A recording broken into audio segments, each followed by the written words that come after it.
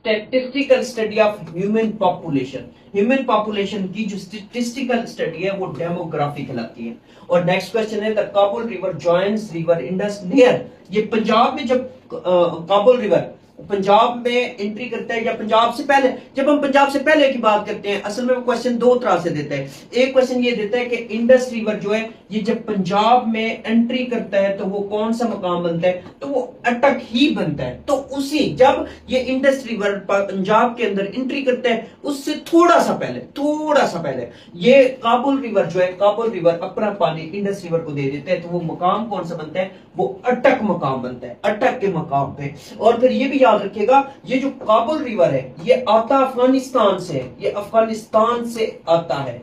और फिर इसी काबुल रिवर के बारे में याद रखिएगा, ये लार्जेस्ट रिवर है। लार्जेस्ट रिवर किसका, लार्जेस्ट रिवर है केपीके का।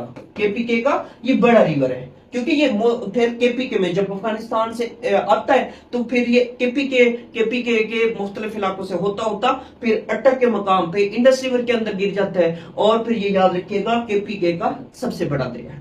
और नेक्स्ट क्वेश्चन की बात करते हैं। नेक्स्ट क्वेश्चन है, civil disobedience movement was started by Mahatma Gandhi. Mahatma Gandhi ने कब स्टार्ट की थी, 1930 में की थी। इसके बाद इसे जेल कर दिया जाता है, ये जेल में फिर इसको कैद कर दिया जाता है। और नेक्स्ट क्वेश्चन है कि द खुदाई खिदमतगार मूवमेंट वाज स्टार्टेड बाय, तो ये अब्दुल गफ्फार खान ने स्टार्ट की थी। अब्दुल गफ्फार खान ने स्टार्ट की थी। अब्दुल गफ्फार खान की जब बात करते हैं तो इसका दूसरा नाम क्या है, इसका दूसरा नाम है बादशाह खान। बादशाह खान, या इसको सरहदी गांधी भी कहते हैं, सरहदी गांधी भी कहते हैं। और इन्होंने कभी भी पाकिस्तान जिंदाबाद का नारा नहीं लगाया था।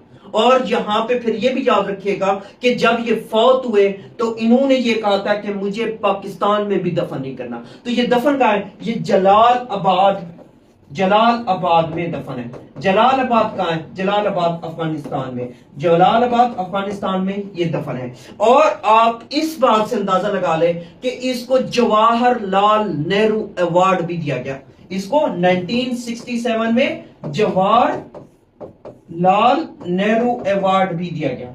और इसको भारत रत्न का अवार्ड भी दिया गया 20 साल बाद, यानी कि इस अवार्ड के 20 साल बाद भारत रत्न का भी अवार्ड दिया गया 1987 में। तो आप इस बात से अंदाजा लगा लें कि इसको सरहदी गांधी भी कहते हैं।